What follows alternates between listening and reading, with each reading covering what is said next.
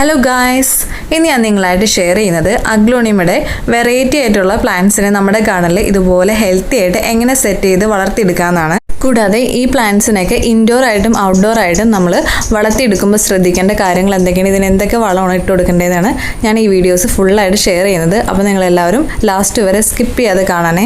നമ്മുടെ വീടിൻ്റെ sit out ഗാർഡനെ ഏറ്റവും കൂടുതൽ ഭംഗിയാക്കാൻ സ്യൂട്ടബിൾ ആയിട്ടുള്ള ഒരു പ്ലാന്റാണ് അഗ്ലോണിമ പ്ലാന്റ്. അപ്പോൾ ഇതിൻ്റെ ഒരു ചെറിയ തൈ കിട്ടിയാൽ മതി കേട്ടോ. ഇതുപോലെ ഒത്തിരി തൈകൾ ഇതിൽ നിന്ന് ഉണ്ടാക്കിയെടുക്കാൻ പറ്റും. അപ്പോൾ ഇതെല്ലാം ഞാൻ ഇതുപോലെ ഉണ്ടാക്കിയെടുത്തതാണ്.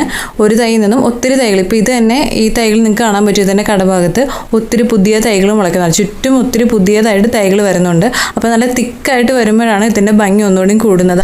ഈ അഗ്ലോണിമ പ്ലാന്റ് വെറൈറ്റീസിൻ്റെ ഒക്കെ ഒരു മെയിൻ അട്രാക്ഷൻ എന്ന് പറയുന്നത് ഇവരെ ലീവ്സിൽ വന്നേക്കുന്നത് ഇതുപോലെ മൾട്ടി കളേഴ്സിലുള്ള ഡിസൈൻസ് ആണ്. ഇനി ഈ ചെടികളൊക്കെ നട്ടതിന് ശേഷം വേഗം തന്നെ നമുക്ക് വലുതാക്കി ഹെൽത്തി ആക്കി എടുക്കണമെങ്കിൽ ഇവയ്ക്ക് ഏറ്റവും ആദ്യം ചെയ്ത് കൊടുക്കേണ്ടത് നല്ല വളമാണ് ആവശ്യത്തിന്.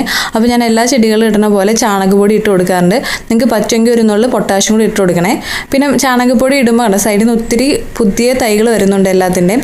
അത് മിക്സ് ചെയ്ത് കൊടുക്കാൻ നോക്കാം ചാണകപ്പൊടി ഇടുമ്പോൾ. കാരണം നമ്മൾ അതുപോലെ ഇപ്പം ഞാൻ അതുപോലെ ഇട്ടേക്കണത്. ചില ചെടികൾ ഞാൻ അത് മിക്സ് ചെയ്ത് ഇട്ടിട്ടുണ്ട്. അപ്പോൾ വേഗം ഞാൻ നേരത്തെയൊക്കെ പറയുന്ന പോലെ വെള്ളം ഒഴിച്ച് കൊടുക്കുമ്പോൾ ആ മണ്ണായിട്ട് മിക്സ് ആയിക്കോളും. അപ്പോൾ വേഗം ചെടിക്ക് വളം കിട്ടുകയും ചെയ്യും.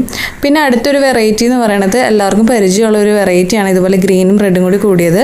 അപ്പോൾ ഈ ഒരു അഗ്ലോണിമ പ്ലാന്റ് ബാക്കി എല്ലാത്തിനും വെച്ച് നോക്കുമ്പോൾ കുറച്ച് വ്യത്യാസം ഉള്ളതാണ്. അപ്പോൾ എന്താണെന്ന് നോക്കാം. ഈ ഒരു അഗ്ലോണിമ ചെടി ഇതുപോലെ ഭംഗിയായിട്ട് നിൽക്കണമെങ്കിൽ ഇതിനൊരു സപ്പോർട്ടിന് ഒരു കമ്പോ എന്തെങ്കിലും ഒരു സ്റ്റാൻഡ് ഉണ്ടെങ്കിൽ നല്ലതായിരിക്കും.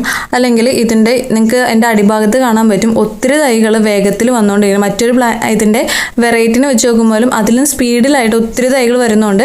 ഈ മദർ പ്ലാന്റിന് നേരെ നിൽക്കാൻ പറ്റില്ല, അതിങ്ങനെ ഒടിഞ്ഞ് ചരിഞ്ഞു പോകും. അപ്പോൾ ആ ഒരു മൊത്തത്തിൽ ആ പ്ലാന്റിൻ്റെ ഭംഗി തന്നെ നഷ്ടപ്പെട്ടു പോകും.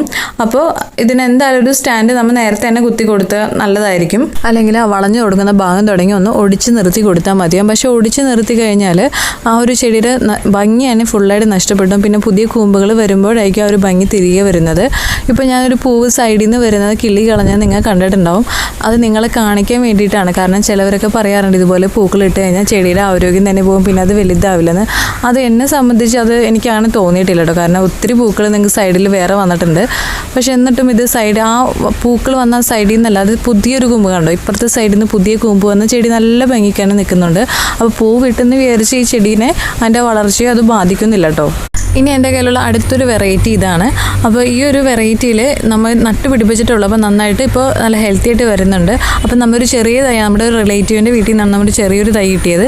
അപ്പോൾ അതിൻ്റെ കൂടെ ഒരു തണ്ട്, ഒരു ഇലയോട് കൂടി ഒരു തണ്ടും കൂടെ നട്ടിട്ടുണ്ടായിരുന്നു. അപ്പോൾ അതും ഇതിൻ്റെ കൂടെ നട്ടപ്പോൾ അതും കൂടി പിടിച്ചിട്ടുണ്ട്. അപ്പോൾ ഒരു ഇലയായിട്ട് തണ്ടായിട്ട് നട്ടാലും ഇത് നല്ല ഭംഗിക്ക് പിടിച്ചോളും. അപ്പോൾ അങ്ങനെ ഒരു അഡ്വാൻറ്റേജ് കൊണ്ടുള്ള ഒരു പ്ലാന്റാണ്.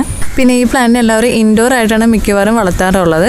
എന്നാൽ ഞാൻ ഇതിനെ ഔട്ട്ഡോർ ആയിട്ട് ഇതുപോലെ ബാക്കിയുള്ള തൈകൾ വന്നപ്പോൾ കളയാതെ ഇതുപോലെ അധികം വെയിൽ കൊള്ളാത്ത സ്ഥലത്ത് ഇതുപോലെ നട്ട് കണ്ടോ. ചെടിച്ചട്ടിനേക്കാളും നല്ല ഭംഗിയായിട്ട് ഔട്ട്ഡോറിൽ നിൽക്കുന്നുണ്ട്. മാത്രമല്ല ഇതിൻ്റെ പൂ നോക്കി നമ്മുടെ ആന്തൂറിയം പ്ലാന്റിൻ്റെ പൂ പോലത്തെ ഒരു പൂവാണ് ഇത് ഇടുന്നത്. അപ്പോൾ ഞാൻ ഇതിൻ്റെ എല്ലാത്തിൻ്റെ ഓരോ തൈകൾ അധികം വെയിലുള്ളാതെ ഔട്ട്ഡോർ ആയിട്ട് വളർത്തിയിട്ടുണ്ട്. നല്ല ഭംഗിക്ക് തന്നെ വന്നിട്ടുണ്ട്. അപ്പോൾ ഇങ്ങനെ നടുമ്പോൾ അധികം വെള്ളം കെട്ടാതെ അധികം ഒത്തിരി വെയിൽ കുത്തിയടിക്കാത്ത സ്ഥലത്ത് വേണം നട്ടു കൊടുക്കാൻ. അപ്പോൾ നല്ല ഭംഗിക്കുന്ന ചെടിച്ചട്ടിനേക്കാളും കൂടുതൽ വേര് ഓടാനൊക്കെ സൗകര്യം ഇവർക്ക് പുറത്ത് നട്ട് കൊടുക്കുമ്പോഴായിരിക്കും. അപ്പോൾ ഇതുപോലെ നമ്മുടെ വീടിൻ്റെ സൈഡിലൊരു ഗാർഡൻ ഉണ്ടാക്കിയാലും നമുക്കിതുപോലെ നിരത്തി നട്ടു കൊടുത്താൽ നല്ല ഭംഗിയായിരിക്കുള്ളൂ. പിന്നെ ഈ ഒരു വെറൈറ്റിക്ക് എന്ന് പറയുമ്പോൾ അത്യാവശ്യം കുറച്ച് വെയിലൊക്കെ കൊള്ളുകയാണെങ്കിൽ ഇതുപോലെ നല്ല റെഡ് കളറിൽ ആ ഒരു ഇത് കൂടി വരും. നമ്മൾ ഇൻഡോർ ആയിട്ട് വെക്കുമ്പോൾ ഈ റെഡ് കളർ അത്രയും റെഡ് കളർ ഉണ്ടാവില്ല, ഒരു ഗ്രീനിഷ് ആയിരിക്കും കൂടുതൽ. പക്ഷേ ഇങ്ങനെ ഇതുപോലെ വെയിലൊക്കെ കൊണ്ടു കഴിഞ്ഞാൽ ആ ഒരു വെറൈറ്റി കുറച്ചും കൂടി ഭംഗിയായിരിക്കുള്ളൂ. ഇൻഡോർ പ്ലാന്റ്സിനെ സംബന്ധിച്ച് അവരെ ഏറ്റവും കൂടുതൽ ഇമ്പോർട്ടൻ്റ് ആയ കാര്യം വളവും വെള്ളവുമാണ്. ഇത് രണ്ടും കൂടുതലായാലും കുറവായാലും ആ ചെടിയെ നന്നായിട്ട് ബാധിക്കും. അപ്പോൾ വെള്ളം ഒഴിക്കുമ്പോൾ ഔട്ട്ഡോറിൽ നിൽക്കുന്ന ഇങ്ങനത്തെ ചെടികളാണെങ്കിൽ വെള്ളം കെട്ടാത്ത, മഴവെള്ളമൊക്കെ കെട്ടാത്ത നല്ലൊരു സ്ഥലത്ത് നട്ട് കൊടുക്കുക. എന്നാൽ അത്യാവശ്യം വെയിൽ കിട്ടുന്ന സ്ഥലം ആയതുകൊണ്ട് തന്നെ അവർക്ക് വെള്ളം ഒഴിച്ച് കൊടുക്കാൻ വേണം ഡെയിലി. ഇൻഡോർ ആയിട്ട് വെക്കുമ്പോൾ നമ്മൾ ആ ചെടിച്ചട്ടിൽ ഈർപ്പം നോക്കിയിട്ട് മാത്രം വെള്ളം ഒഴിച്ച് കൊടുക്കാൻ നോക്കുക. കൂടുതലായി കഴിഞ്ഞാൽ ചെടി ചീഞ്ഞു പോകാൻ ചാൻസ് കൂടുതലാണ്. അപ്പോൾ എല്ലാവർക്കും തന്നെ അഗ്ലോണിമ പ്ലാന്റിൻ്റെ വിശേഷങ്ങളൊക്കെ ഇഷ്ടപ്പെടുന്നു കരുതുന്നു. പുതിയ ചെടികളുടെ വിശേഷമായി അടുത്ത വീഡിയോയിൽ കാണാം.